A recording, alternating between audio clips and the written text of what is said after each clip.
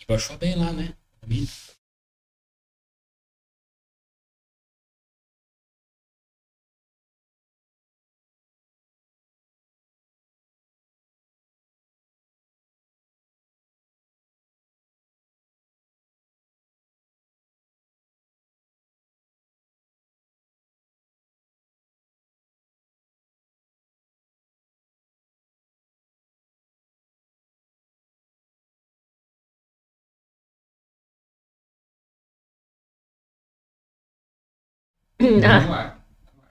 Todo mundo viu, mas não custa. Boa tarde, pessoal. Aqueles que estavam com a gente, tivemos um problema técnico aqui, o pessoal acabou de resolver. Espero que vocês estejam nos ouvindo. Quem tiver online aqui com a gente, puder dar um. Aqueles que estavam com a gente. Vamos diminuir aqui. Bom, então nós vamos começar, tá bom? Sejam bem-vindos mais uma vez, aqueles que não nos ouviram. Sejam bem-vindos ao nosso 10º episódio do nosso podcast Síndico Faixa Preta. E hoje falaremos sobre corretores de imóveis e as regras condominiais. Roda a vinheta, por favor.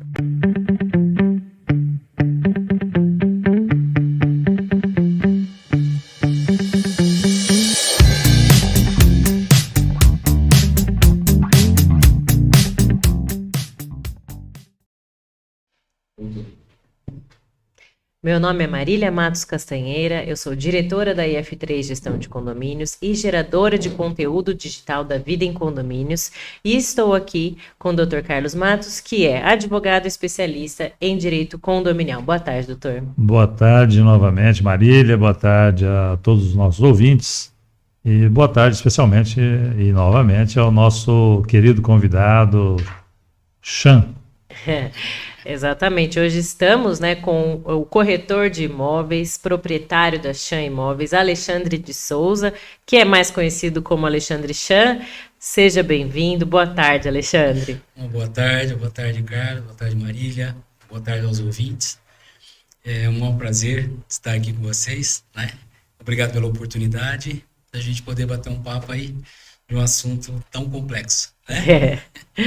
E eu queria aproveitar, né, falar um pouco do seu currículo. Você que é corretor de imóveis, né, há 25 anos na profissão com o Cresce, é bacharel em Direito e atuante no mercado imobiliário há 31 anos. Tem 49 anos, é casado e tem 3 filhos, né, Chan? Perfeito. Então conta pra gente como que você iniciou, né, nessa atividade de corretor de imóveis. Conta um pouquinho da sua história.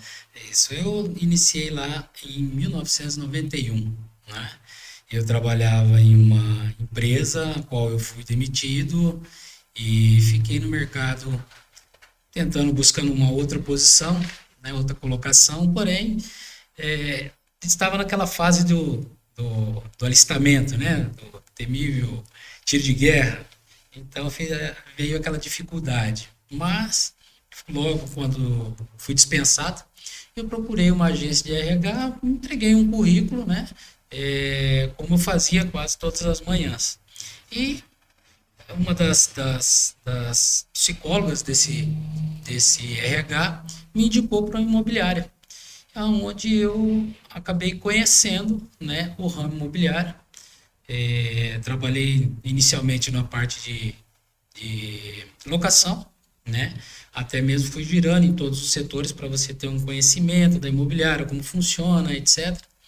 E logo após, né, executar um trabalho dentro de cada setor, eles me promoveram até o setor de venda, que foi onde eu comecei a acompanhar os corretores, né? Eu trabalhava como captador de imóvel, que quase todos os corretores iniciam, e ali eu vi uma grande oportunidade, né? O corretor de imóvel naquela época vendia-se muito, porque até então nós éramos poucos, né?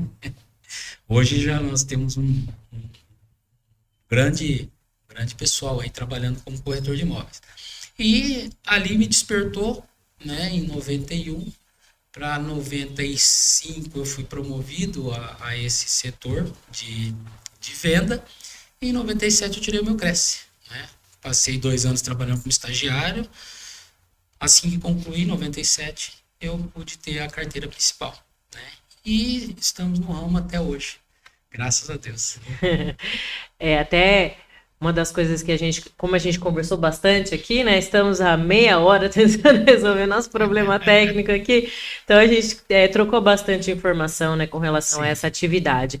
E uma das dúvidas que eu acredito que é de grande parte das pessoas que nos ouvem é se o corretor ele tem alguma especialidade, né? Ah, eu sou corretor de imóveis, eu faço tudo, eu faço locação, eu faço venda. Como que funciona essa atividade de vocês? Em primeiro lugar, nós temos o passo a passo aí da questão corretor.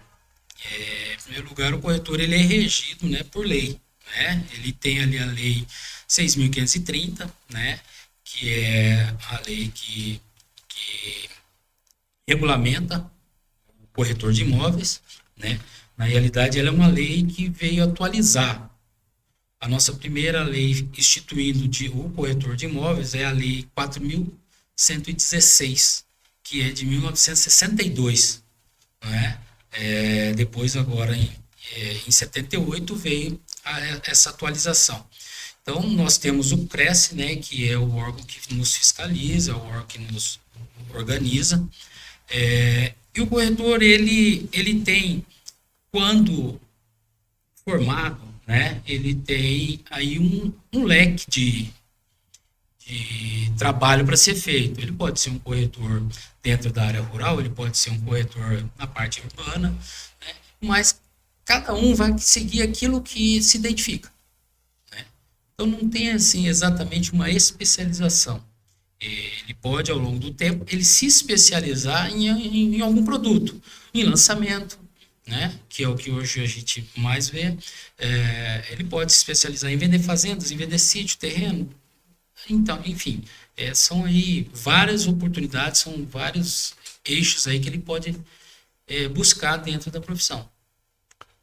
São habilidades aí que o próprio profissional ele vai, com o tempo e a atividade, ele vai se identificar melhor, né? Perfeito. Mas é bom que se diga, existe, acho que a partir da reforma da lei, a instituição do curso de técnico em transações imobiliárias, que é um curso que forma o corretor.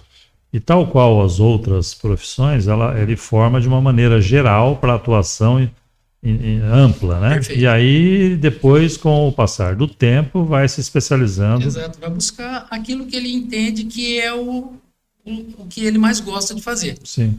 Né? É essa a ideia. E a gente hoje entendeu que o nosso convidado, que aliás, né, foi meu aluno na Faculdade de Direito, Sim. Ele já era corretor na época, eu me lembro disso. E também vou contar aqui, né, para que os nossos ouvintes saibam, a última transação imobiliária que eu fiz foi por intermédio dele. Sim, é verdade. Mas não é por essa razão que ele está aqui hoje, não. É porque, na verdade, o nosso assunto aqui é condomínios. E ele me vendeu um imóvel em condomínio e tenho a expertise para trabalhar em condomínios, que é o nosso foco aqui, né, o nosso podcast, Perfeito. Que é o Síndico Faixa Preta. Então, você tem, como corretor, você tem muitas ligações com síndicos, né? Exato. Alguns faixa preta, outros nem tanto assim. Mas aí nós vamos aqui ao longo da nosso bate-papo, você vai nos dizer. E aí a gente entra naquela questão, né? Se existe algum diferencial para o corretor trabalhar dentro de condomínios. Como que funciona isso? Não existe um diferencial ou um jeito ou outro de trabalhar em condomínio. O que existe é o corretor ele entender dentro do mercado cada condomínio, como funciona cada condomínio. Até mesmo porque o condomínio, em regra, ele é um conjunto de casas, um conjunto de famílias que resolveram espontaneamente viverem juntos e ali existem regras, né? Então, eu acredito que o corretor ele tem que entender a regra de cada condomínio. Então, para que você não tenha atritos, assim como os condôminos não querem ter atrito entre eles, né, que existem várias coisas acontecem, também o corretor não pode buscar o atrito com o síndico, ou com o porteiro, ou com um zelador, né? Eu acho que é essa a maneira correta de trabalhar. Não tem uma forma ou outra. Eu acho que o respeito ele começa para poder atuar dentro de um condomínio. Então você tem lá, não é porque você é amigo do Carlos que eu vou entrar no condomínio do Carlos toda hora que eu quiser.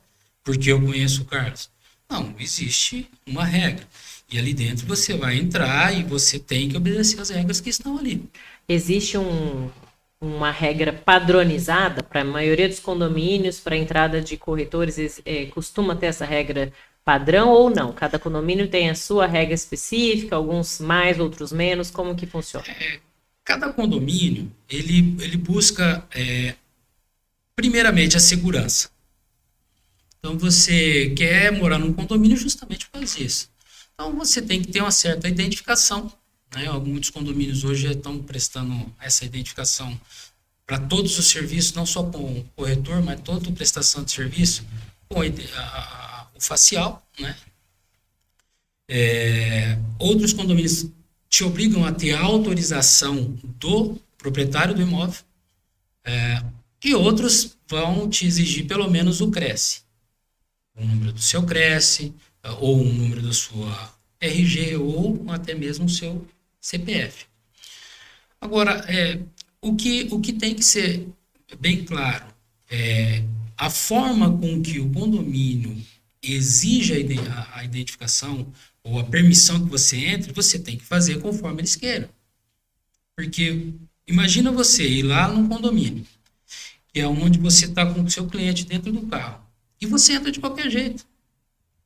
Você acha que o seu cliente vai querer comprar uma casa naquele condomínio? Primeira coisa que ele vai ver, você já quebrou a segurança do condomínio. Não, vamos entrar aí, né? Vira a casa da mãe Joana. Entendeu? Então é por aí. Eu acho que todo condomínio tem a sua regra. Tem aqueles que exigem mais. Como, por exemplo, eu presenciei uma situação há 2-3 semanas atrás. Um prestador de serviço, né, um construtor, ele entrou no condomínio, ele estava dentro do condomínio e teve que se ausentar para comprar uma peça. Então, por que cargas d'água eu não sei, mas o porteiro, na hora que voltar, pediu digita a senha. E a senha do rapaz não entrava. Então, ele já estava lá dentro. E o porteiro, se ele está lá construindo há 6 meses, simplesmente, senhor, vamos refazer, deu um probleminha aqui, eu vou deixar o senhor entrar aqui, mas o senhor passa aqui depois, o senhor... Enfim, mas ele não entrou. O construtor não entrou e ele estava ali há 10 minutos atrás. Então, tem alguns condomínios que exigem um pouquinho mais e às vezes não há essa necessidade. Né? Você sabe quem são as pessoas que estão indo ali toda hora. Até uma pergunta que eu ia te fazer. Se os porteiros, os síndicos, os zeladores, eles facilitam ou eles dificultam a vida dos corretores que atuam dentro dos condomínios? Na maioria, eles facilitam. Na maioria. Sempre você vai ter uma pessoa que não acordou bem. Isso é fato. Mas, na maioria dos casos, tanto o síndico, o porteiro, eles querem que os corretores entram, porque o corretor, ele é parte responsável para que os imóveis sejam vendidos, os imóveis sejam valorizados. Quanto mais você tem liquidez ali naquele seu condomínio, mais você vai ter um condomínio valorizado, né? E tudo isso passa pelo corretor. Existe aquele que, né? Eu não quero fazer por corretor porque eu tive uma situação. A gente entende perfeitamente que, assim como qualquer profissão, você tem os bons, você tem os mais ou menos, você tem os ruins e tem aqueles que só querem tirar proveito. Infelizmente, todas as nossas profissões, nós temos os bons e os ruins. Mas, geralmente, tanto os porteiros quanto os síndicos, e principalmente também os zeladores, que estão ali para zelar o patrimônio, né, de cada um ali, dentro daquele condomínio, eles são facilitadores. Mas, desde que você cumpra as regras. Nenhum síndico, nenhum zelador vai querer que você entre, ou porteiro, vai querer que você entre no condomínio e não cumpra as regras. Porque ele está lá para fazer as regras serem cumpridas. Ele não está lá porque ele é dono do condomínio. Eu até ia te fazer uma pergunta que não está dentro do nosso script, claro. Você já presenciou, você conhece alguma situação que o corretor foi proibido de entrar em algum condomínio por justamente não cumprir essas regras? Eu não tenho nenhum caso assim que eu me lembre exatamente, mas o que alguns condomínios começaram a restringir. O corretor também ele tem que ter essa noção de que Ele vai lá, ele é responsável por todos os atos dele dentro do condomínio. Então tem corretor que às vezes entra no condomínio e ele não entrou lá só, é aquele caso que eu tô falando, vou lá porque eu sou amigo do Carlos. Ele Vai entrou lá lá às 8 da noite, né? e aí ele sai, né, a qualquer hora, a qualquer momento, enfim. Ele entra no condomínio, aí ele sai batendo, sai procurando de construção em construção, de porta em porta, para ver se ele acha imóvel para ele captar. E eu acho, na minha opinião particular, eu acho que isso não é certo. Eu acho que eu tenho que ter a responsabilidade, porque ali existem famílias, ali existem trabalhadores, e você entrar lá e realmente você fazer o que você foi fazer. Mas, Gil, deixa eu aproveitar, né, como comentarista, mas não posso perder o gancho. Você que está atuando há tanto tempo, existe hoje um amadurecimento daquele profissional que opta por ser corretor de imóveis? Porque você mesmo disse, olha, a minha história de vida foi porque eu fiquei desempregado, levei no RH, surgiu uma oportunidade e ali eu me descobri corretor. Nós sabemos que o Brasil passa por momentos de altos e baixos na economia, que obviamente tem reflexo na qualidade e na quantidade de oferta de empregos, e isso acaba fazendo que, e também usando uma própria fala sua, um inchaço de profissionais, entre aspas, né, que eles, até alguns estão habilitados, formalmente habilitados, mas não estão formados a trabalhar. A sua visão, como um profissional experiente, né, cioso da ética, o que você teria a nos dizer em relação a isso? O profissional da corretagem ou o corretor, ele está necessitando de melhorias ou não? Porque, na verdade, o CRECE é um conselho, né, de fiscalização, mas ele cumpre a parte dele, ele dá oportunidade, oportuniza para os seus inscritos cursos, como se comportar, você acabou de dar um exemplo. Então, na sua visão, a sua experiência, o que você teria a nos dizer a respeito disso? Na minha história de vida na parte profissional, eu digo para você, eu passei numa fase muito difícil e entrei no ramo imobiliário.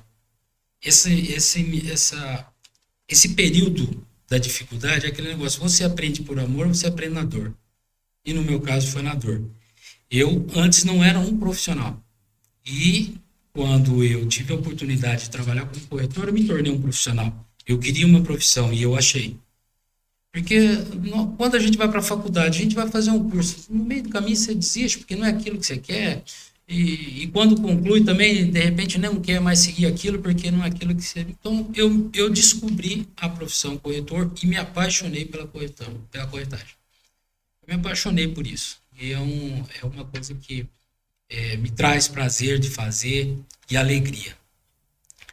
O profissional hoje, na maioria, ele eu aposentou, perdeu o emprego, você é corretor.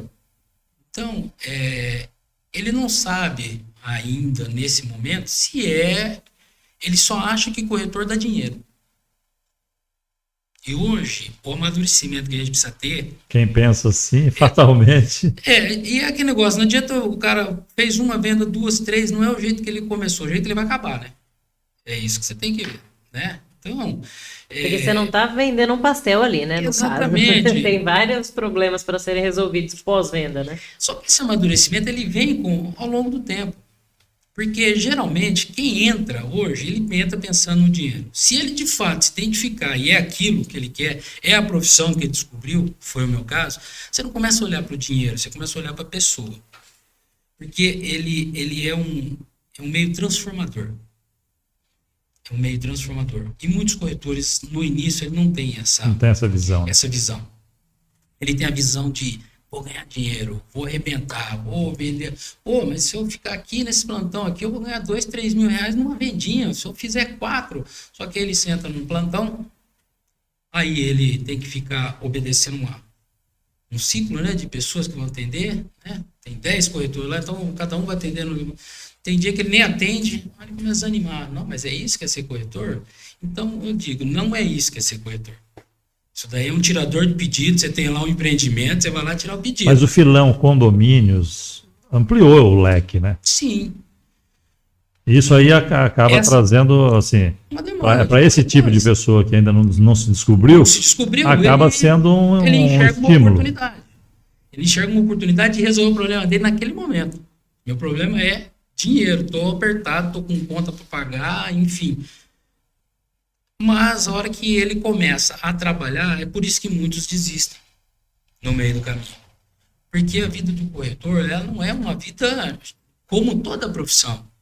Você tem que se dedicar, você tem que buscar conhecimento, você tem que ter orientação, você tem um código de profissional, um código de ética, que você tem que ser responsável em todos os atos da sua venda para o seu cliente, né?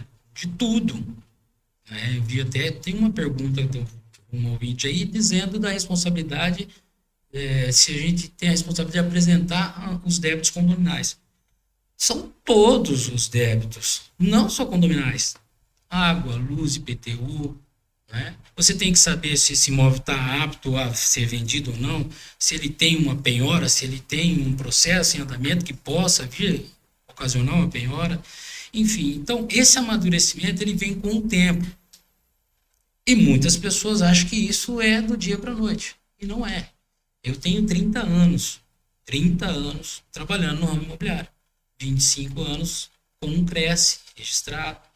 Desses 30 anos, parte locação, parte em estágio, que é uma das coisas que é necessário para você se tornar o corretor, que faz parte do processo de você ser intitulado corretor. Até tem uma pergunta aí, né? Como que faz, né, para tirar o Cresce? Então tem um curso que precisa ser feito, né? Exatamente. Você tem que fazer um curso, né? A gente chama de TTI, Técnico de Transação Imobiliária, ou até um curso superior de Ciência Imobiliária e Gestão. Feito esse curso, você se habilitando a esse curso, você iniciou o curso, você pode pedir no Cresce, né, uma carteirinha de estágio. Você começa a iniciar numa determinada imobiliária, vai fazer estágio. Esse estágio ele faz parte do seu currículo para você ter a formação. Então você vai pegar uma imobiliária, essa imobiliária vai te fazer, assinar para você esse estágio. Você tem que também trabalhar. Não é só ir lá e falar, olha, Carlos, passei aqui para pegar a assinatura, né? Não funciona assim. Não é assim, né? Não é bem assim. Mas... E é o início de tudo. Né? Ali você já está começando a aprender a ser o corretor. Mas deixa, Marília, só licença, porque a minha função aqui é mais ou menos essa, é sempre pegar os ganchos da conversa e trazer um assunto, e fazer o link. Isso. E aí está assim, estampado nesse depoimento do Chan, que ele disse que ele tem 30 anos, mas de profissão, viu, gente? A idade, se bem que ele não parece, né, a idade que tem, né? Não. Mas ele começou jovem. O que acontece é o seguinte, nós podemos fazer um paralelo com a questão hoje de síndico profissional. Eu ia falar exatamente porque, isso. na verdade, não existe ainda a profissão regulamentada de síndico. Né? Por isso, até a nomenclatura síndico profissional, já tivemos a oportunidade de falar sobre isso, de ouvir também em congressos e tal, que é uma nomenclatura errônea, porque não existe síndico profissional. Né? Mas, assim, pegou. Então, caiu no gosto. Assim como eram os corretores antigamente, que não tinha regulamentação. Né? Eu me lembro, eu era criança, na Avenida Sampaio Vidal tinha a pedra, né? A famosa pedra. Exato. E ficava lá um monte de gente vendendo imóvel, vendendo carro, vendendo charrete. O enfim. pedra é por causa disso? Uma pedra, eles ficavam na pedra? Mas eu acho que deve ser, eu não sei. Ali na muretinha. Na mureta, né? Então, isso a gente aí... estava comentando sobre isso antes, né, de começar. Que tem os corretores que são os corretores e tem os corretores pedra, né? Acho que é isso. Essa é eu nem sabia disso. pedra. Isso, mas de qualquer modo, esse paralelo é importante que se diga hoje aqui, porque, veja bem, o Chan acabou traçando uma trajetória histórica da profissão até chegar à regulamentação e a importância da regulamentação. Perfeito. E a gente visualiza isso com muita clareza, que no nosso mundo aqui de condomínios, o síndico também tem que caminhar para isso. né? Tá a passos bem... Acelerados? Não, A eu conscientização? acho que, pelo contrário, tá bem devagar. Mas é que nós né? dependemos da legislação, que depende de todo né, a movimentação legislativa de Porque lei as coisas federal e estão tudo mais. acontecendo, né? Os síndicos estão se intitulando profissionais, não tem uma formação para aquilo, a pessoa faz sem saber das responsabilidades. Mas veja bem, ele até falou, eu já tinha citado, que é o técnico de transações imobiliárias e agora já com uma formação universitária. Universitário, perfeito. Então, é o que vai acontecer também. É uma nova profissão que está surgindo, ela já existe na prática, mas ela não está regulamentada. Mas tal qual o corretor, isso vai se concretizar. Que isso aconteça em breve, né? Sim, eu acho de extrema importância ter esse profissional, o síndico profissional. Né? O porquê disso? Muitas vezes o síndico está ali para resolver problemas internos de pessoas que estão ali convivendo. Convivência comum. Queira ou não queira, quando você tem mais afinidade, mais proximidade com o Carlos, você tem a tendência de falar, tentar provar para a Marília que o Carlos é uma gente boa. Não, mas olha, veja. Então tem a tendência da pessoa puxar para um lado, tentar defender, lógico, tentar resolver, mas defendendo ou não o outro lado. E eu acho que o profissional, o síndico profissional, ele está isento disso. É uma das vantagens, ele não né? conhece ninguém, ele não tem... Qual é o problema? O problema é essa goteira aqui. Onde que está o problema? Está aqui, resolveu. Dentro da sua vivência como corretor em condomínios, você já se deparou com alguma situação que você teve que tratar com o síndico profissional ou não? Hoje ainda a maioria são síndicos moradores. Síndicos moradores, na maioria. Síndicos moradores. Alguns empreendimentos agora que ficaram prontos recentemente, que estão adotando, pelo menos, pelos 2 anos iniciais do condomínio, o síndico profissional. Né? E aí, passados esses 2 anos, eles deixam a cargo do condomínio. É feita uma assembleia no intuito de vamos continuar com o profissional ou vamos eleger um síndico entre nós. E você tem sentido, durante esses 30 anos que você trabalha com imóveis, né? Você já se deparou com alguma situação em que o síndico morador era tão intransigente a ponto de vocês não quererem vender imóveis dentro daquele condomínio por conta das dificuldades que eram criadas? Veja bem, eu nunca tive dificuldade, porque eu sempre procurei entender os condomínios, cada um deles. Eu não brigo com o porteiro, não discuto com o porteiro, eu não brigo com o zelador, com ninguém. Eu tenho que ir lá fazer o meu trabalho. Qual é o meu trabalho? Visitar um imóvel, mostrar um imóvel, enfim. Eu tive uma situação, por exemplo, o Carlos, como ele comentou aqui, eu vendi um imóvel para ele no condomínio que ele mora hoje. Pois bem, nesse condomínio existia uma pessoa, síndico, que intitulou lá que é o seguinte: o corretor de imóvel ele tem que vir aqui, ele tem que trazer a certidão de regularidade dele para ele entrar, senão ele não vai entrar. Vamos respeitar. Sempre fiz. Só que às vezes é uma exigência muito grande em relação... Extrapola a questão... A competência. Né? Competência social. Você está indo ali, você não está indo porque você achou o condomínio bonito. Você está indo lá porque uma pessoa te convidou para... Aliás, te contratou para vender o imóvel dela. Você está indo lá, você não está indo à toa. Então, eu acho que a partir do momento que você apresentou sua carteirinha do Cresce, você tem acesso ao condomínio porque você tem uma autorização lá para entrar. Né? Então, essa questão da regularidade, o Cresce, por exemplo, ele é um órgão fiscalizador, né? E ele mesmo, ele deixa a gente à vontade. É o seguinte, você não vai deixar de trabalhar, exercer sua função de corretor, porque você está com uma anuidade atrasada. Né? Ele não vai te impor isso. Ele deixa você trabalhar mesmo, porque através do seu trabalho você vai pagar isso, vai pagar aquilo. Né? É dessa forma. Então, eu só tive essa experiência nesse condomínio que o Carlos estava, que hoje já não funciona assim. Nesse condomínio hoje você apresenta o seu Cresce, todos os porteiros, síndico que está ali, olha, precisa pelo menos apresentar o seu CRES, né, o CRES do corretor, e saber se ele tem autorização para entrar. Ele tendo isso, ele entra, né? Então, eu acho que isso é essencial. É o suficiente. Exatamente. Eu queria agradecer a presença de todos que estão com a gente aqui online. O Vinícius Andrade, tema muito bom. Obrigada, Vinícius.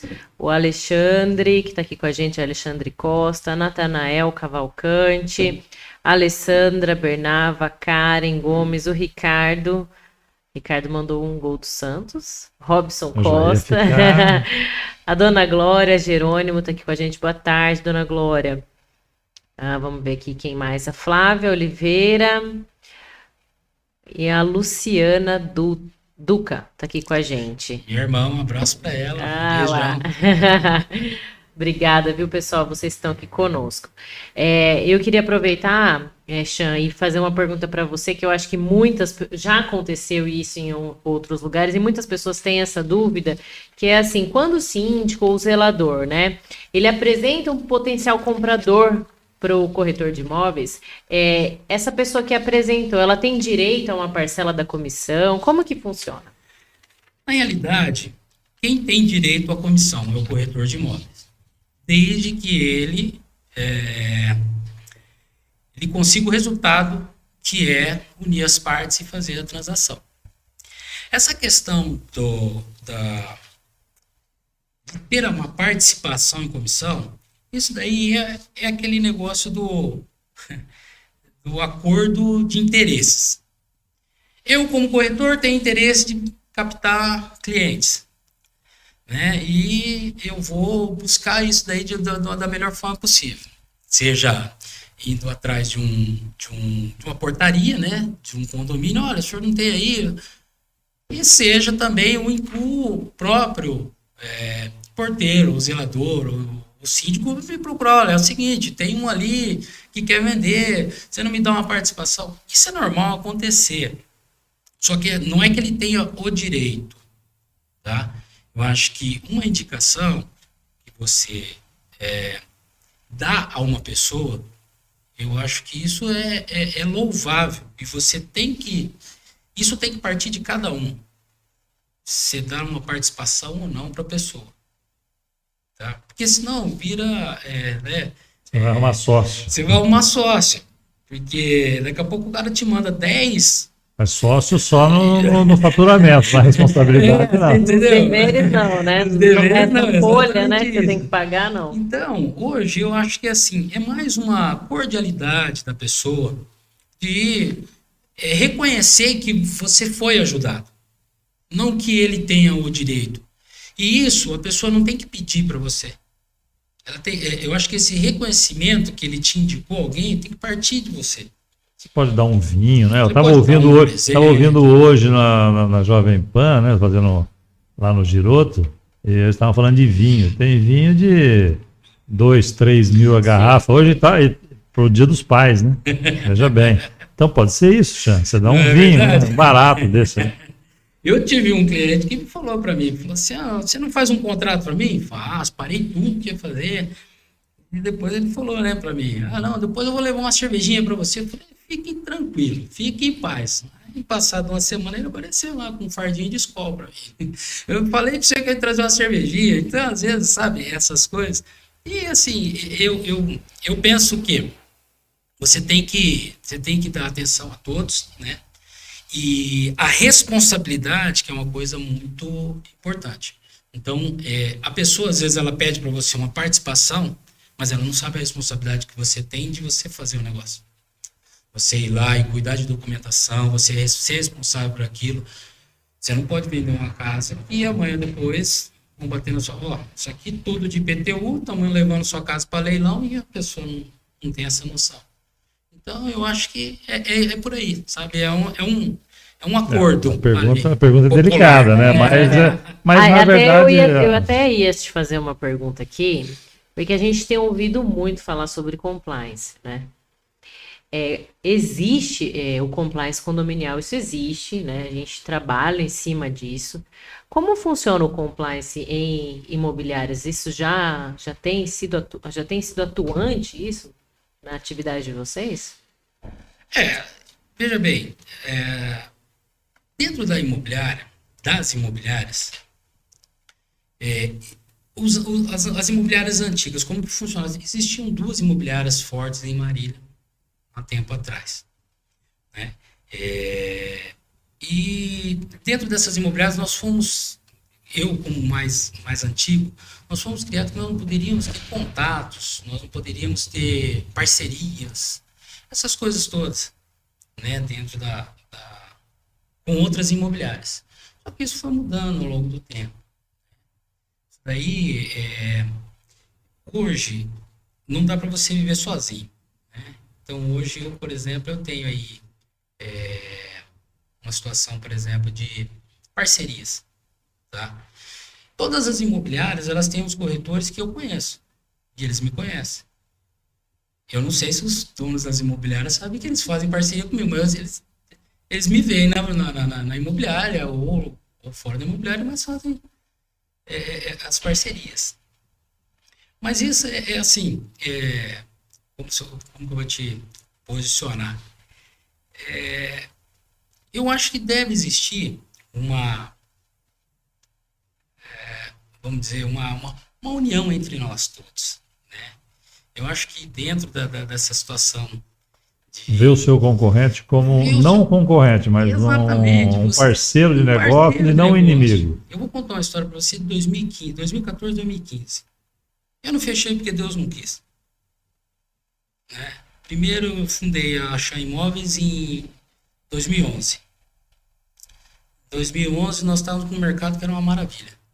Chegou 2014, 15, eu tive um momento que não tocava nem celular, nem telefone. E foi um período que as imobiliárias, as construtoras, até as construtoras e grandes marcas aí, começaram a se unir para que não houvesse uma quebradeira. Então você tem que começar a enxergar as pessoas como parceiro. Você não pode enxergar, como a gente enxergava lá atrás, como um inimigo. Você não vai conseguir colocar Marília inteira no seu portfólio. Às vezes por não ter uma aproximação, né? Não ter uma afinidade. Empatia, né? Uma empatia. Enfim, você tem que ter essa abertura de poder trabalhar com o outro, né? Seja a pessoa, se a gente fosse, então, cada um por si, né? Ah, não, eu não vou fazer com o corretor tal, eu não vou. Eu acho que isso não pode existir, né? Mesmo porque nós somos corretores que a gente quer cada vez mais fortalecer a nossa classe. Na semana agora aí teve essa questão do decreto, que foi feito pelo nosso presidente e no dia seguinte foi revogado. O decreto nada mais era para extinguir a questão do corretor de imóveis, né? Era para extinguir a profissão, porque você fica livre, você não tem a questão de remuneração, você não precisa ter uma tabela, você não precisa ser regido por ninguém. Enfim, toda a classe se uniu e toda a classe foi, através até do nosso presidente Viana, né, Luiz Augusto Viana, e que agiu dentro do Congresso e foi através de outros deputados que a gente conseguiu fosse feito o veto desse decreto. Então, é isso que a gente precisa. Se você quer uma categoria forte, una-se. Una-se.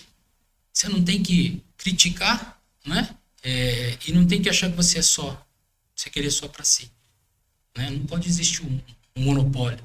Eu acho que só vem a mim, né? Só vem a mim. Não dá, né? E existe um percentual de corretagem, ele é estipulado? Qual que é o percentual comum? Tem uma tabela? Isso é muito interessante. Eu trouxe até para vocês aqui uma tabela que o Cresce nos fornece. Existe muito... eu fiz a experiência com o corretor e o corretor me cobrou não sei quantos %. Então, hoje, na nossa tabela, depois eu disponibilizo aí para vocês, né? Nós temos tanto para parte de locação, para parte de venda, né? E cada outro empreendimento que você tiver para administração, para empreendimentos imobiliários, loteamento, enfim. Hoje, o normal de uma venda, e aí isso é prático o pessoal falar no mercado, quanto que é a sua comissão? Minha comissão é 5%, minha comissão é 6%. E sempre, a hora que vai a negociação é ali, não, mas você não faz X, você não faz Y. Quero deixar bem claro, né, para vocês e para os ouvintes, que a comissão, ela está aqui, a tabela de referência de honorários, o corretor ele pode cobrar de 6% a 8% na venda de imóveis urbanos. Nos imóveis rurais, de 8% a 10%. Industriais, de 6% a 8%. E de vendas judiciais, né, através de processo, 5%. É que existe hoje no mercado uma praxe que quase todos trabalham aí com 5%. Isso não é pago, por exemplo, num loteamento, num empreendimento. Já é combinado com outras taxas com as construtoras, com as incorporadoras. Então, existe realmente, de fato, uma tabela. Isso não é porque você ficou lá, eu acho que eu vou cobrar tanto, não. E, obviamente, o corretor, ele, em hipótese alguma, por conta de comissão, ele deve parar o negócio. O negócio ele tem que sair. Porque existe duas partes interessadas, comprador e vendedor. E o entrave não pode ser o corretor. Ele é uma terceira pessoa dentro da negociação. Eu costumo dizer que são 3 que tem que estar feliz. Tem que ser bom para os 3. Corretor, comprador e vendedor. Né? Então, para isso existe essa tabela. Agora, existe, por exemplo, uma situação. Eu estou vendendo um imóvel para vocês dois. Você está comprando, ela está vendendo. Está apertado para ela, está apertado para você. Você tirou o máximo possível. Você tirou o máximo possível. Está pagando aquilo que está dentro. Alexandre, falta você resolver aí para nós um meio termo nessa comissão. É óbvio que a gente tem que fazer. É óbvio que a gente tem que sentar. Eu não posso sentar lá, principalmente hoje em dia, e falar, o meu é esse aqui e acabou. Agora, hoje o que muita gente quer fazer? Não, vamos fazer porque nós não vamos pagar os 6% do corretor. Vamos fazer direto. Aí ele acha que é muito caro, né? Os 6% do corretor. Aí ele faz o negócio, não deu certo, brigou até com o amigo dele, aí ele vai pagar barato. O honorário de 20% para o advogado resolver para ele. E ainda perdeu uma amizade. Né? Então, nada contra os advogados. Nada contra os advogados, obviamente. Ali é para isso, para resolver. Mas essa questão de você colocar o valor, o preço no serviço do outro, eu acho que é isso que a gente tem que mudar um pouquinho. Né? Nós estamos aí partindo mais para questão de serviços, né? Do que, por exemplo, indústria, está trabalhando em fábrica e coisa e tal. Eu acho que nós estamos partindo mais para serviços. O crescimento, né, no Brasil todo aí, a gente está vendo que é a questão de serviço. E a pessoa, ela sempre quer fazer e ganhar aquilo que ela acha que você ganha. Só que ela quer o ganhar, ela não quer saber o processo. Né? Então é isso que eu acho que nós temos uma tabela, precisa ser engessado, depende de cada caso. Se você colocou um imóvel à venda, ninguém fez a compra e venda dentro daquilo que você queria, que você realmente estava querendo, assinou o cheque para a sua escritura. A tabela é referencial. A tabela é referencial e outra. Ela trata de direito disponível. Você pode abrir mão dela. Sem dúvida nenhuma. Depende dos interesses do momento. Nenhuma. Mas existe. É uma regra que o CRES nos exige. Um outro exemplo. Avaliação de imóvel. Né? O que nós fazemos de avaliação de imóvel é uma carta de avaliação mercadológica, né? Nós fazemos um método comparativo com tudo aquilo que tem no mercado para você dar um determinado valor a um bem. Isso é uma base, não é que você vai ser taxativo, chegar lá e falar, não, o seu imóvel vai vender só por isso e acabou. Não, você vai dar uma base para que essa pessoa tenha um conhecimento de quanto o mercado paga no imóvel dela. O que vai ser para cima, para baixo, é cada um da sua necessidade. Só que a pessoa acha que isso tem que ser de graça. Porque você me conhece, porque, não, mas olha, nós fizemos faculdade junto, nós estudamos lá na escola tal juntos. Gente, é um serviço como o outro. Você tem que sair, deixar suas coisas no seu escritório, você tem que ir até o imóvel, você tem que ver as características do imóvel, você tem que ter conhecimento do que é vendido naquela região, ou especificamente naquele bairro, para você poder ir ali e dar um aval, Testar, né? atestar aquilo. Então, esse também é um outro serviço que às vezes a pessoa acha que nós temos que, né? Ah, você é, né? Tá aí, vamos fazer, né? E não é por aí. Agora, queria que você deixasse uma dica aqui para quem quer comprar um imóvel dentro de condomínio. Qual seria a sua orientação, né, como corretor para essa pessoa? O que ela tem que olhar? Quais são as preocupações que ela tem que ter? Como que funciona quando você vai apresentar um imóvel para uma pessoa que nunca morou no condomínio? Muito bem. Primeira coisa, saber se você tem condição de morar no condomínio. Esse é o essencial. Né? Às vezes eu quero Porque morar não é no só comprar, né? condomínio, Não é só comprar exatamente. o imóvel, né? Você tem que estar atento que morar em condomínio exige melhorias, porque nada vai ser eterno ali. Você vai ter um cesto de lixo, um banco. Aquilo ali, às vezes, é o desgaste de chuva, sol, enfim. Foi ali uma criança sem querer, quebrou, enfim. Isso tem que ser reposto. Então, você tem as manutenções de ser feita num condomínio. Então, você tem que estar atento a isso. Então, morar num condomínio não é apenas água, luz, que está acostumado, né? IPTU e condomínio que acha que vai ser aquilo ali para sempre. Não, começa por aí. Outra coisa que é importantíssimo você saber, qual o padrão desse condomínio que você vai querer morar. Não que você tem que ter um padrão, mas você tem que, pelo menos, estar disposto a viver ali, conviver com aquelas pessoas. O tamanho de casa que você vai querer, o tamanho de lote que você vai querer. O que a sua família necessita? Quantos dormitórios? Você vai querer lazer? Você quer escada? Não tem escada? Situação de quem vai construir. Saber orientar o seu cliente que no determinado condomínio você tem recursos para ser feito numa construção. Você tem que saber. Olha, ali naquele condomínio, os recursos ali para construção são exigidos isso aqui. E sempre, pelo menos, conversar com aqueles que são proprietários desse condomínio, o estatuto, tem um pouquinho da base do estatuto. Porque às vezes você vende um imóvel, como eu já vi, a pessoa vendeu um imóvel dentro de um condomínio, o terreno tinha 1.400 metros. E no estatuto estava lá, indicado que você tem que fazer no mínimo 200 metros. Né? A pessoa foi lá e fez um sobradinho, escondidinho lá no final do terreno. Ah, mas isso daí vai prejudicar a imagem do condomínio? Quantos metros tem minha casa? 200 metros. O que está escrito no estatuto? 200 metros no mínimo.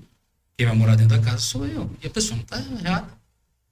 Então, são essas coisas, essas sacadas que você tem que estar atento e poder passar isso para o seu cliente. Né? Olha, você quer um condomínio assim, você tem essa opção, você tem essa. A região que ele vai querer morar. Né? E a gente às vezes fala só de casa, mas, por exemplo, você vai morar num apartamento. E a avenida do seu apartamento é movimentadíssima. O seu cliente tem que saber. Você tem que falar para o seu cliente, olha, aqui é uma avenida, é movimentada. Faz barulho. Jogar a verdade, né? Eu vou contar uma historinha rapidinho para você. Uma vez eu vendi para uma moça, eu estava na Toca Imóveis ainda, meu primeiro local de trabalho. E nós vendíamos muito na Unimar. E eu vendi um apartamento para ela, num prédio chamado New Point. E naquela época era chamada de cidade universitária, né? E a mulher, eu inexperiente, né? Começando, eu quero um apartamento para aquele lado da Unimar, porque ali vai ficar mais fácil, eu trabalho em tal lugar, e não sei o que e tal. E com uma bebezinha novinha. Fui lá, para mim, vendi o imóvel, tudo certo, com a minha comissão, isso. Passado exatamente 2 semanas, a mulher me ligou, quase chorando. Alexandre, pelo amor de Deus, me tira daqui, revende esse apartamento. Essa noite aqui é a segunda vez que tem um cara com berrante tocando aqui. local que não tinha nada a ver com ela. Então, hoje, pela experiência que a gente tem, eu jamais vou levar uma mulher para morar com uma criança lá para o lado onde só vai ter o estudante. É aquilo que a gente fala de ser Né? especialista naquilo que a gente faz, né? Exatamente. Às vezes você dá uma orientação para a pessoa, Que faz que toda a diferença. às vezes nem é aquilo que ela quer ouvir, Exato. mas no final das contas vai fazer diferença para ela, né? Às vezes o corretor ele acha que ele tem que só vender, vender, vender. Hoje, mais vale uma orientação. Não vai aí por conta disso. E eu, às vezes, oriento, não é porque não está fazendo comigo, ou porque. Você tá não fazendo quer comigo, fazer o que eu tô falando, né? entendeu? Eu acho que você tem que orientar. Isso vale muito, porque é uma maneira até de você O mundo dá fidelizar. voltas. O mundo dá voltas. Exatamente, é uma maneira de você fidelizar seu cliente. 2 semanas depois, né, você já Duas sabe o que semanas, acontece. Aí eu queria também agradecer aqui a presença do Hilber Almeida, Silvia Fukuda, boa tarde. A Alessandra Bernard falou assim: olha a dica de presente aí, Marília. Eu tava falando do vinho da Jovem Pan. Sinara tá aqui presente com a gente. A Ana Maria de Souza Gonçalves. Oi, Xan, estou te assistindo. Um abraço da tia Ana. Ô, tia, um abraço, um beijo. E o Rubens Gonçalves, parabéns, Xandão, você é o cara, nota 10. Obrigado, gente, obrigado. Tem bastante gente aqui que está online. E eu queria aproveitar, Xan, e tem também uma pergunta aqui que veio no meu Instagram. Aliás, aqueles que estão nos ouvindo aqui, né, sigam a gente nas redes sociais, o Instagram Marília Matos Castanheira, e se inscrevam no canal que a gente abriu agora do podcast, tá? Podcast Síndico Faixa Preta. Então, uma das perguntas que veio lá do Instagram foi assim: em que momento, né? Quais são os momentos em que a administradora do condomínio e o corretor trabalham juntos, né? Qual a importância disso? Não é só administradora, tá? E às vezes a gente fica com algumas dificuldades até em outros órgãos para levantar algumas dívidas, por exemplo, né? Questões de IPTU, questão de água.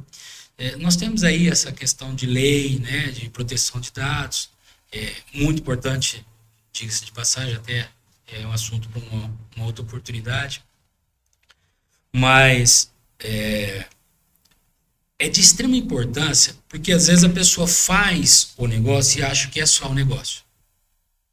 Então a pessoa, ela não, o corretor não orienta que ela tem que pagar um ITBI, ela vai saber que é ITBI depois está tudo feito, cartório, passando escritura. Que ela, pelo menos escritura, ela vai saber que tem que fazer. Então, você tem a despesa de escritura, você tem a despesa do ITBI, você tem a despesa de registro. E você tem todas as despesas referentes ao imóvel. No caso, na administradora, é essencial que você levante todos os dados, os débitos, se porventura existirem, e apresente para o seu cliente. Agora, a administradora, ela sempre, pelo menos comigo, ela sempre deu as aberturas em termos de... Eu, geralmente, faço isso. Toda a documentação que eu faço, vendi um imóvel de condomínio, eu procuro ir até a administradora e pedir não só as certidões. Assim que vier a certidão, olha, tem débitos, eu vou lá, eu resolvo os débitos com o atual ou com o anterior dono, apresento novamente para a administradora, para que a administradora dê baixa, porque ela vai cobrar, e ela pode cobrar judicialmente a questão dos honorários, a questão dessas taxas condominais, né? Ela pode cobrar e ela dá baixa.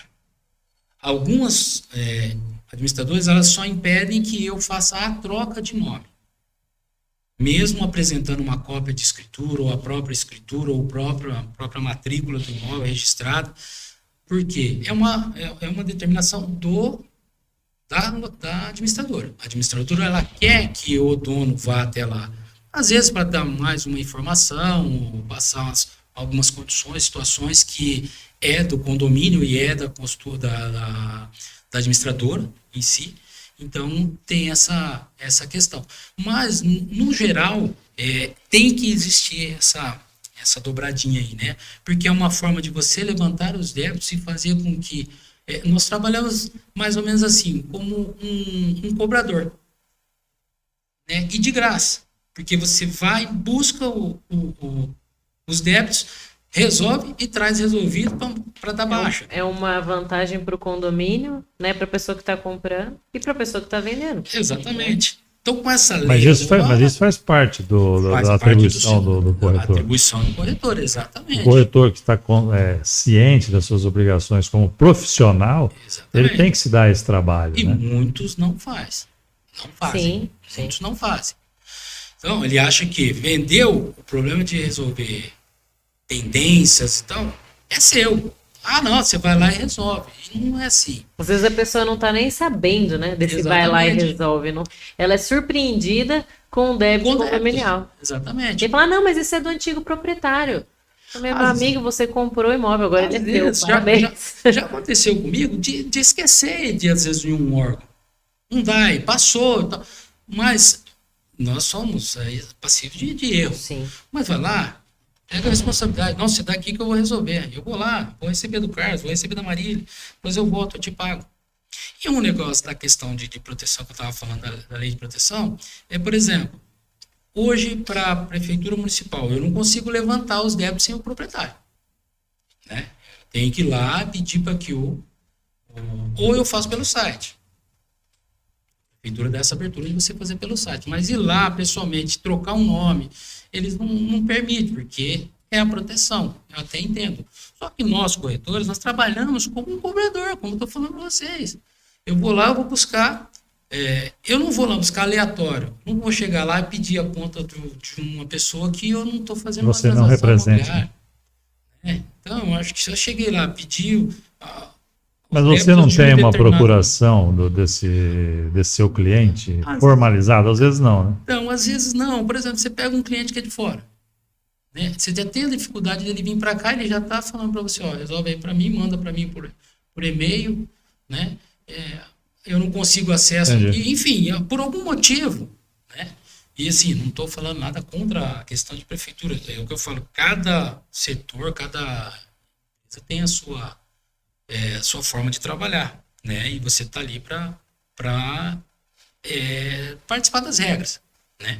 Mas eu acho que eu não vou lá à toa buscar um débito, né? Que é o que eu te falei, na administradora. Eu peguei o débito, eu vou lá, eu resolvi, volta lá, para a prefeitura é ótimo, pago a conta da prefeitura. Mas aí é mais uma atribuição para o corretor, você vai ter que começar a pegar a procuração. Exatamente. Porque hoje, né, com a Lei Geral de Proteção de Dados, a gente que fica ali com os dados... Que você tenha a posse dos dados, você tem a responsabilidade de não disponibilizar né? a alguém que não seja legitimado para pegar essa informação.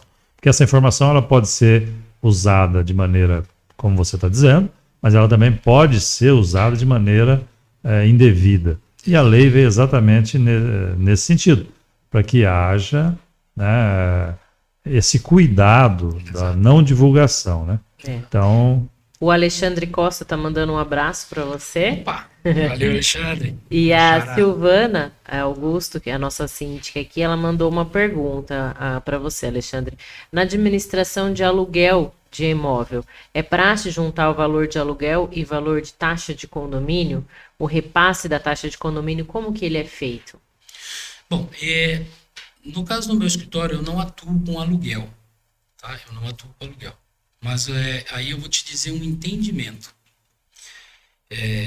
As taxas condominais, que são referentes a melhorias dentro do condomínio, essas são de responsabilidade do proprietário do imóvel. Vou ter que deixar isso bem claro. A taxa de condomínio, que é a taxa normal, para fazer a sua reserva, para manutenção, pagamento de funcionários, esse é uma responsabilidade do inquilino. Esse é o meu entendimento. Na questão de aluguel e taxa de condomínio. O que acontece? Normalmente, né, se junta isso para depois o inquilino, como que faz esse repasse do condomínio? Como que ele é feito? Se é a imobiliária que faz, se é o próprio inquilino ou o seu proprietário, como que funciona? Eu acho que isso você tem que deixar bem claro no contrato. O contrato tem que estar determinado que o inquilino será responsável por todas as taxas, inclusive de manutenção. O inquilino está responsável apenas pela taxa de condomínio, a taxa de manutenção fica a cargo do dono do imóvel, e o IPTU, por exemplo, também é por conta do inquilino.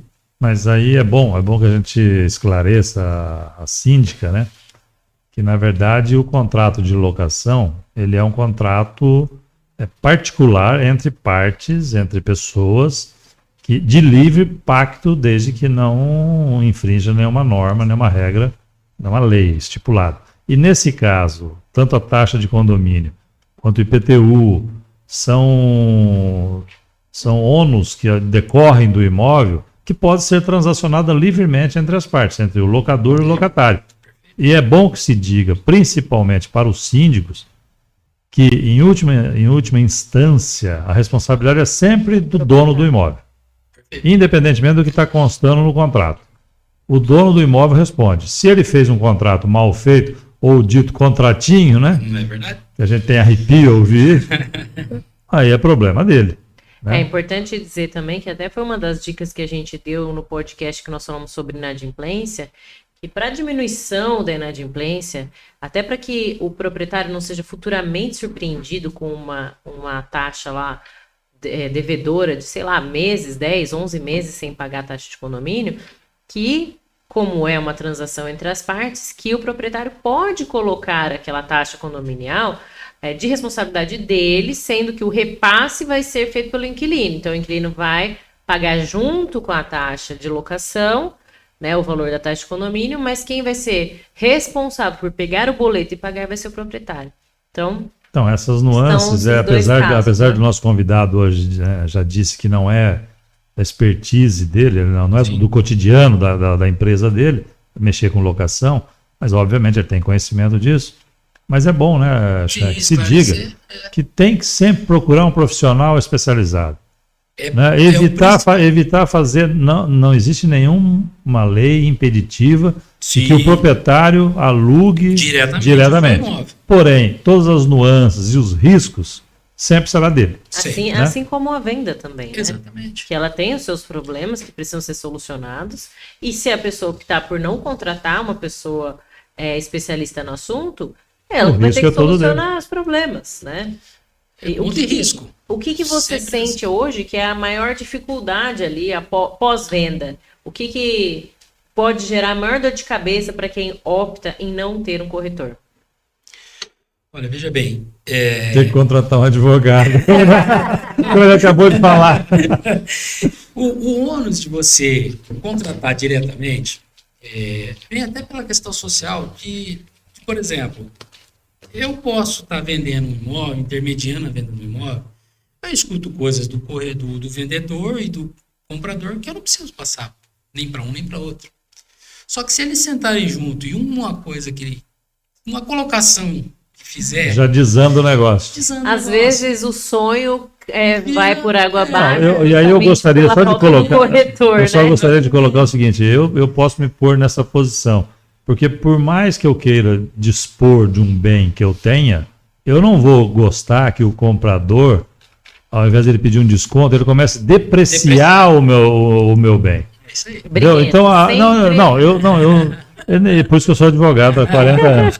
Eu acho que é um total desprestígio. Se você tem um bem que eu estou interessado em comprar, para que eu ganhe um desconto, eu começo a depreciar, então que interesse tem eu em comprar algo que eu já de antemão estou dizendo que ele está arranhado, está com defeito? Horas. Então vá na loja. Negócio, não, vai precisar de um corretor. Não, mas eu tive inúmeras experiências ao longo. Eu já estou com 60 e mais, né? Como disse, eu já passei por isso. 60 mais. 60 mais. Eu gostei desse título.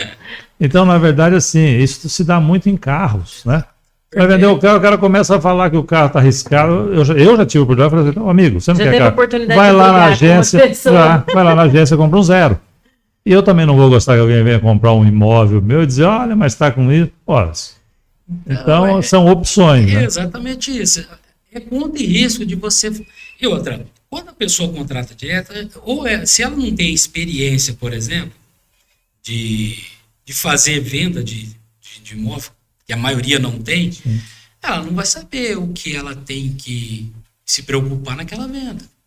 principalmente a questão do Olha, já ambiental. disse aqui um bombeiro sentado aí de onde você está hoje, que o brasileiro tem essa característica, ele é tudo. Né? Ele é pedreiro, encanador, Sabe um eletricista, pouco de bombeiro tudo, e né? corretor. E advogado, obviamente. Não, advogado é o número 1, né? Eu queria agradecer aqui os nossos patrocinadores, Quinta do Macau Delivery de Carnes para Condomínios, Quintec Assessoria Empresarial e Contábil, a Castanharia Produtos Saudáveis, está sempre aqui com a gente, R2T Construtora, Take and Go, que em breve estará aqui conosco para contar um pouquinho como vão funcionar, as cervejeiras inteligentes, que em breve estarão os condomínios aqui em Marília. Você esperar esquentar, né? Não, mas em breve vai esquentar. Hoje, graças a Deus, tá frio. E eu também queria deixar aqui um parabéns aos nossos papais, né? Que o Dia dos Pais está chegando, parabéns. Já dei a dica, né? E para a gente finalizar, estamos no nosso finalzinho aqui, Chan, quase 1 hora conversando sobre esse assunto de corretagem, condomínios. Mas eu queria finalizar aqui, que você deixasse para nós uma palavra, se vale a pena ser corretor de imóveis. Eu costumo dizer que o corretor de imóveis ele tem que trabalhar com o coração, com a alma. O corretor de imóveis, ele está trabalhando um sonho, que às vezes pode virar um pesadelo. Então a responsabilidade do corretor ela é muito grande. E quando você faz algo que te enche o coração, te enche a alma de gratidão, porque você é um agente transformador. O Carlos é um dos clientes que eu tenho, que ele até costuma falar, eu comprei uma casa, não precisava comprar casa, você fez eu comprar casa. Mas na realidade, é você conversar com as pessoas e se interessar pelo aquilo que a pessoa quer, pelo aquilo que a pessoa busca. Você está pensando primeiramente no ser humano. A remuneração ela é sempre uma consequência. E isso está dito no nosso Código Civil. Se você obtiver êxito, você é direito a ser remunerado. Então, a primeira coisa que você tem que fazer como corretor é pensar no outro, no ser humano, no seu próximo. O que ele quer, o que ele precisa. Eu quero uma casa X. Tá. Você escuta. Deus nos deu uma boca e 2 ouvidos. Não é isso? Então, nós temos que escutar mais o que a pessoa quer. E falar de corretor até me emociona, porque são pessoas que eu trabalhei, que eu vi nesse tempo todo, que às vezes tiveram que desfazer do seu patrimônio sem a informação, porque acharam que estava devendo, porque eu vou perder, porque eu tenho que vender, porque a única coisa que eu tenho é o nome. Tranquilizar essa pessoa, achar um meio para essa pessoa, mas se você realmente vê que ela quer fazer aquilo, orientar de como fazer. Então esse é o verdadeiro corretor. Ele não está preocupado se ele vai ganhar 10, se ele vai ganhar 1.000, se ele vai ganhar uma fortuna. Ele tem que estar preocupado com pessoas. Eu acho que a partir do momento que você é um corretor de imóveis, você está preocupado com pessoas, as coisas acontecem naturalmente. Você é bem remunerado, você vai estar bem associado com pessoas, uma conexão boa com muita gente. Então, eu acho que dentro desses 30 anos, um pouquinho mais, eu diria para todos que querem ser corretores, é uma excelente profissão, talvez uma das melhores do mundo, que você dedique a sua vida, o seu tempo, para transformar e para fazer com que sonhos de pessoas se realizem. É isso. Obrigada ao meu comentarista Carlos. Só para agradecer, né, a oportunidade, agradecer a Deus pela oportunidade de estarmos novamente aqui, já no 10º podcast, e agradecer ao nosso convidado dessa tarde, né, que com certeza trouxe a sua experiência de vida, experiência profissional já de mais de 3 décadas, o que o habilita a falar da profissão e dar esse testemunho aí de fé na profissão. Realmente faz com amor, com dedicação. O sucesso é decorrência natural. Né? Então, eu acho que sirva aí, né, como um alento e o nosso agradecimento por esse testemunho franco, sincero, sim, que com certeza, né, acaba emocionando a gente, porque Eu sou testemunha viva. Ele foi, como ele disse, Você não precisava do que na verdade você precisava. Né? Então, o tempo aqui é o senhor da verdade, o senhor da razão. Então, eu acho que é isso que importa, né? E você vê a preocupação. 3 anos depois, já se passou. Ele perguntou: e aí, você está gostando? Então, olha só a preocupação. Se ele ouve um não, como é que eu vou fazer, né? Mas, enfim, Chan, obrigado pela sua presença e hoje ter compartilhado conosco aqui as suas experiências profissionais e pessoais. Obrigada, Chan. Mais uma vez agradeço a sua presença aqui com a gente, abrilhantando o nosso assunto condomínio, que é interminável, né? Sem dúvida. E agradecer também por toda essa experiência que você conseguiu compartilhar conosco e a sua vontade realmente de fazer diferente. É isso que move a gente, né? Em tentar fazer as coisas diferentes. Sem dúvida. E até a próxima. Obrigado, pessoal. Até a próxima. Obrigado.